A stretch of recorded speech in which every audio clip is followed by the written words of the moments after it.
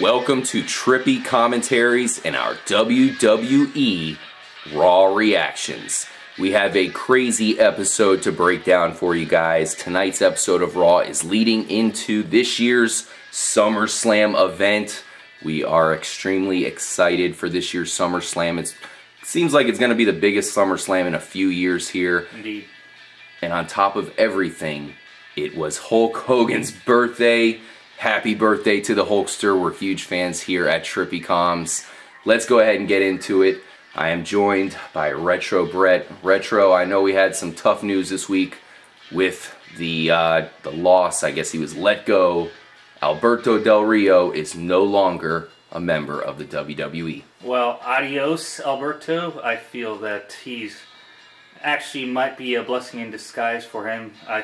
I feel that he's a better wrestler and a better talent than was being utilized lately. When he was actually relevant and in the main event picture, he pissed a lot of people off, including me, and that means he was doing his job well. Yep. So I think this is a good thing for him, and sooner or later he'll realize it. So yeah, well, adios, Alberto Del Rio. We are also joined, as always, live via satellite from Portland, Oregon, is Corey. C-Dub, what'd you think of tonight's episode? Oh man, tonight we had Raw coming to us live from Portland, home of the legendary Pacific Northwest territory, where greats like Roddy Piper earned their stripes. But tonight, we saw the biggest and the baddest that WWE has to offer, looking to do the same going into the biggest event of the summer, SummerSlam 2014. Oh yeah, Lesnar versus Cena.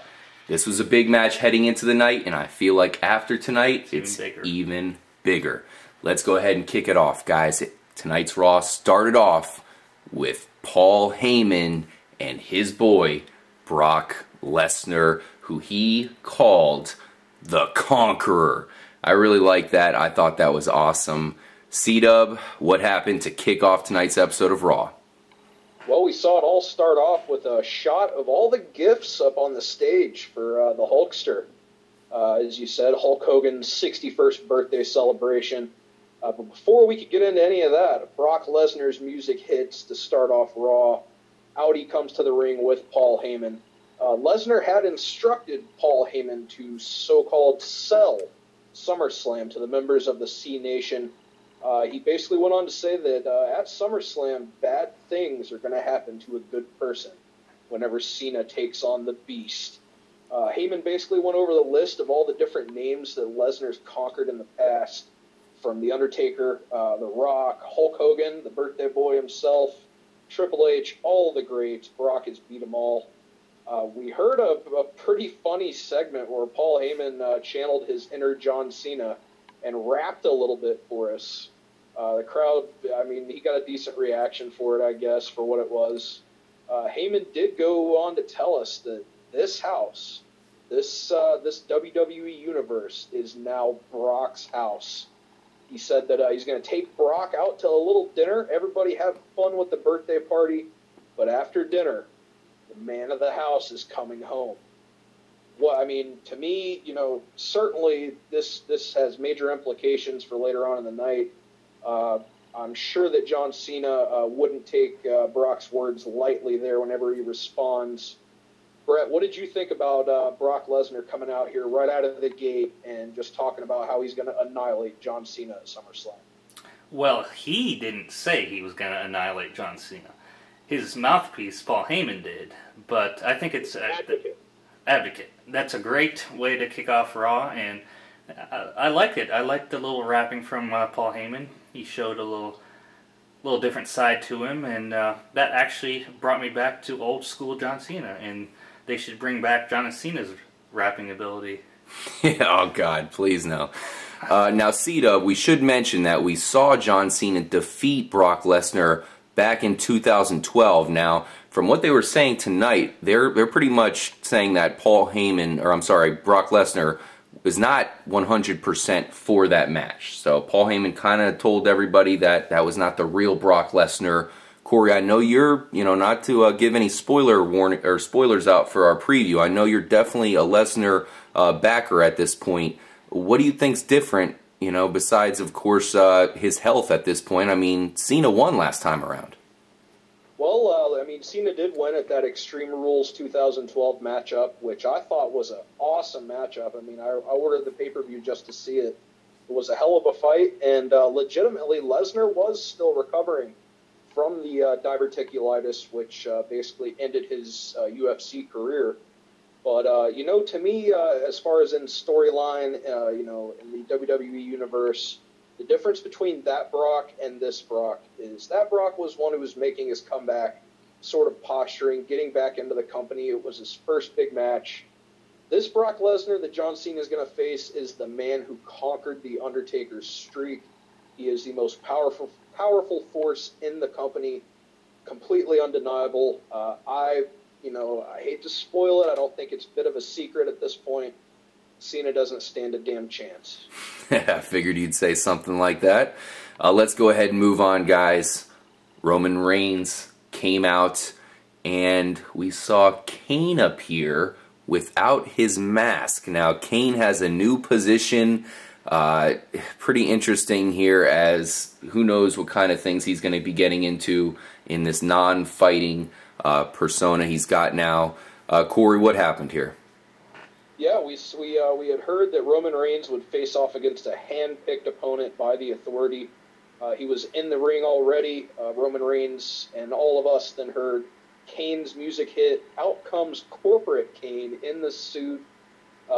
He came out and basically announced that the Authority wants to see how Reigns can fare 6 days before his big SummerSlam grudge match against Randy Orton tonight against two men at once.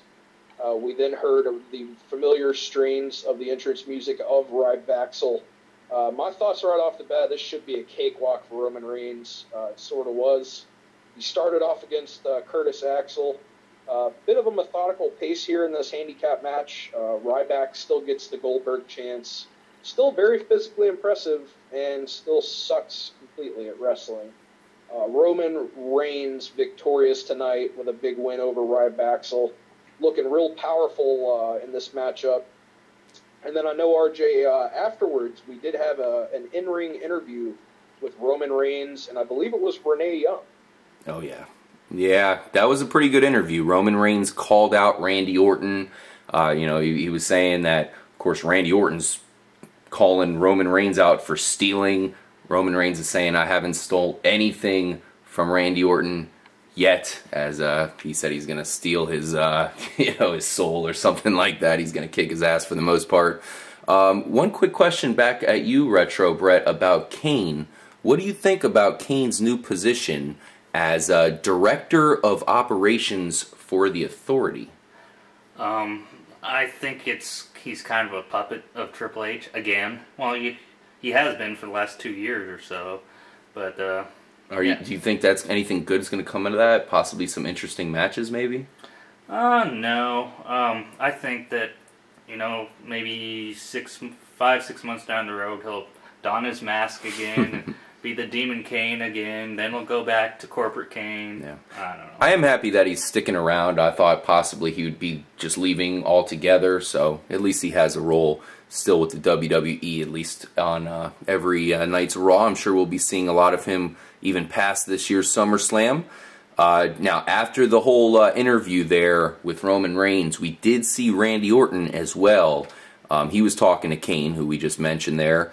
Randy Orton sounds pretty confident here as well, C-Dub. I know Kane did announce that there would be a matchup between him and Sheamus later on in the night. But you have to think Randy Orton thinks he's going to win here. Oh, of course. I mean, the arrogant Randy Orton certainly believes that he can defeat anyone in the WWE, and that was clear tonight. He seems confident going into the matchup with Reigns, but maybe we'll have to talk a little bit more about that matchup in our SummerSlam previews and predictions here coming up. No doubt. Well, we got it, guys. Seth Rollins versus RVD, a matchup we really wanted to see last week. They switched out RVD on us for Heath Slater, but at least they made it up to us by giving us that matchup tonight. It was a good one. It was actually a long match as well. Like I said, great matchup here. Rollins, as we expected, won it with the curb stomp. C-Dub, what'd you think about the match? Man, I thought this was a great blend of the fast-paced, high-flying action that is typical of Rob Van Dam and also Seth Rollins, as well as some good old-fashioned ground-based wrestling. There were some good reversals and transitions there. At one point, RVD missed the big flying leg drop off the apron with Rollins slung over the barricade. That seemed to be a big momentum changer. Leading into Rollins, of course, hitting the curb stomp, getting the pinfall victory. He's really building up some steam here going into his match with the heated rival, Dean Ambrose, this Sunday. As Rollins headed up the ramp, he was sort of a little bit cautious, suspecting that maybe one of those birthday gifts up on the stage, there was a pretty large one up there, could possibly contain Dean Ambrose. So he kind of went up and, messed with it and poked it. Nothing happens. Seth begins to walk away confidently until Dean Ambrose storms out of the giant gift for Hulk Hogan, nails Rollins, fights until Rollins flees into the crowd. We then hear Dean Ambrose get on the mic and let us all know that Rollins will not be able to run or hide this Sunday at SummerSlam in the Lumberjack match. Retro Bread, what are your thoughts as far as this being a Lumberjack match? I mean, I know you're a guy who's really into gimmick matches, special stipulations. Do you think this Lumberjack match is really an attraction, or to me this seems like this is saving for maybe a bigger battle like a steel cage match or a Hell in a Cell later, perhaps? Well, I love Hell in a Cell, but you don't want to overutilize it. I think the Lumberjack match is going to be a great match because, like Dean Ambrose said, Seth Rollins can't run. Seth Rollins has been doing a lot of running from Dean Ambrose lately.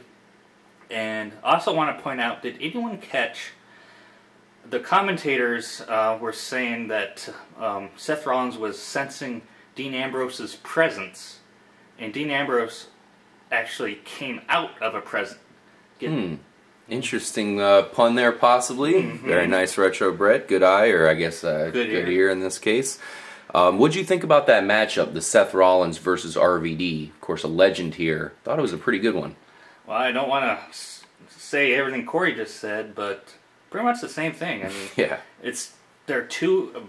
Well, one's a lot younger than the other, but two of the exact same similar styles, and I, like everyone else, I was really looking forward to that match last week, but it didn't happen, so they gave it to us this week. Yeah, I feel like this was a great warm-up match for Seth Rollins heading into the Ambrose match. Of course, Ambrose isn't exactly like RVD as far as fighting styles are concerned, but perhaps this I'm talking about Ambrose. Perhaps Seth Rollins will be even better after this matchup with RVD. It was an impressive one. Definitely going to be a great match. Perhaps the match of SummerSlam against Ambrose. It's something that we've been really looking forward to. Retro and I attended WWE Battleground, expecting to see it. Didn't happen. This Sunday, we'll finally see who's going to come out on top in that rivalry. The next matchup to come down the pipeline was actually after an appearance by Stephanie McMahon. This was one of the wildest storylines to come out yet, and she came out. Stephanie McMahon appeared not with her husband, Triple H, but some chick named Megan Miller. Apparently it's Daniel Bryan's physical therapist. Apparently Daniel Bryan has been having an affair with this chick. Corey, this was pretty devastating news here. How could he do it? Yeah, the main devastating part of this segment was how groan-worthy it was. Stephanie made her way out to the ring. We saw a recap of the last couple weeks' proceedings in this feud. Everything that led up to last week's contract signing, where Stephanie gave Brie and Nikki both the pedigree. Triple H will be in Stephanie's corner and Nikki in her sister's corner at SummerSlam. Stephanie then went on to introduce Daniel Bryan's so-called physical therapist, Megan, who just so happened to be in the crowd tonight. She came into the ring and was sort of reluctant at first to speak, Stephanie encourages her. Megan goes on to speak about how her and Daniel and Brie and her boyfriend were friendly, and how hard she's tried to get Daniel Bryan back in the ring. Goes on to say that her boyfriend left her. She's ashamed. She can't be his physical therapist anymore. At this point, I'm just visibly, I mean, I really wish our viewers could see the level of facepalm that I was giving myself at this point. Megan goes on to say she's been having an affair with Daniel Bryan. Out comes Brie Bella, slaps the dog shit out of Megan, attacks Stephanie McMahon. Brie Bella then gets Stephanie in the yes lock until the road agents come out from the back to separate the two. This wasn't the last we would hear of this situation for the night. Yeah, we did see Brie Bella putting her unfaithful husband's special move, the yes lock, on Stephanie McMahon. You think, she wouldn't pay homage to her husband who's cheating on her so quickly. But unfortunately, it would get even worse. We'll talk about that later on in the night. But as far as this event, Retro Brett, cringeworthy. Well, it's definitely a low blow. I mean, it's a little too far even for WWE standards. The girl that played Megan is actually named Chelsea, and she's a developmental wrestler for OVW, I believe. Oh, really? See, guys, you cannot get this kind of breakdown anywhere else. This is Trippy Com's exclusive, really getting into the psychology of these events. Now, C-Dub, you've kind of mentioned that you've been a little upset about the WWE's portrayal of Daniel Bryan in some aspects. Of course, saying he's not an A player or whatever. I mean, this is not any better. Having his wife cheat on him in a storyline, what the fuck? Yeah, I mean, clearly this was all just, to me it seems like it's all just something that's been created by Stephanie McMahon. I have a feeling we're going to have that revealed later on, probably at SummerSlam or something. It's really a stupid way for Stephanie to play mind games, or just basically a stupid whole deal from a segment period. Nobody cares. I mean, why would you mix real life and storyline? This was pretty groan-worthy. I did like seeing Brie get Stephanie in the yes lock. I have a feeling we might see that come into play this Sunday at SummerSlam. Yeah, I'm sure that was certainly alluding to the match that we will see coming up very soon. The last match we will talk about in this part is a good one. Let's definitely end off on a positive note. Jack Swagger faced off with Cesaro. Swagger has some momentum here. He looked great in this match. Corey, what happened here? And I have to think you have to start to, your stock has got to be growing here with Mr. Jack Swagger. Oh, there's no doubt about it. He and Zeb Coulter have really been making a splash here lately. Swagger tonight took on his former partner on the Real Americans, Cesaro. Swagger coming out with taped up ribs, courtesy of Rusev last week, attacking him with the Russian flag. I have a feeling that will be a point of attack for Rusev again at SummerSlam. Saw some great power moves between these two. The crowd was super into it. All the near falls, they were really popping for them. They were very believable. They weren't just going through the motions. Zeb Coulter did his part at ringside of keeping the crowd involved and behind Swagger as Cesaro mounted the assault. Cesaro, near the end of the match, was getting some do the swing chants. Crowd loves it. We did not see it, however. Cesaro stomps with both feet onto Swagger, onto his midsection, who reverses it into the Patriot Lock. Crowd's going crazy. Cesaro does reach the ropes, but after another short exchange, Swagger gets the leg again, locks in the Patriot Lock in the center of the ring. Cesaro taps out. I thought myself, to me, this was the match of the night. It was a hell of a great feather in the cap for Jack Swagger, who, like you said, he's finally starting to feel like he actually means something on the card, not just an afterthought. We saw another post-match promo here, which I like, just like the Reigns and Ryback match. I'm definitely a big fan of the return of those. It's a great effective tool to build up feuds and build up guys on the card. Coulter asks the crowd to stand and say, "We the people," before they can finish. Rusev's music hits. Out comes Rusev and Lana. A massive Russian flag falls from the ceiling. These two are staring each other down, spoiling for a fight 6 days before the big flag match at SummerSlam. Oh yeah, cannot wait. Retro, I know you think Swagger is going to take it, but perhaps you've changed your mind. Well, we'll see on our predictions. Or here, rather. Yeah, definitely stay tuned, guys, as we will be getting to part 2 of our Raw reactions. A lot more happened involving that lady right there, Brie Bella. She's not in a good place as of right now, but there's also some good things to talk about, including a huge matchup between, what was the main event tonight? It was Heath Slater versus Dolph Ziggler. Yes, that was huge. We'll definitely break that down, as well as the real main event, Randy Orton versus Sheamus. We'll see you guys in part 2.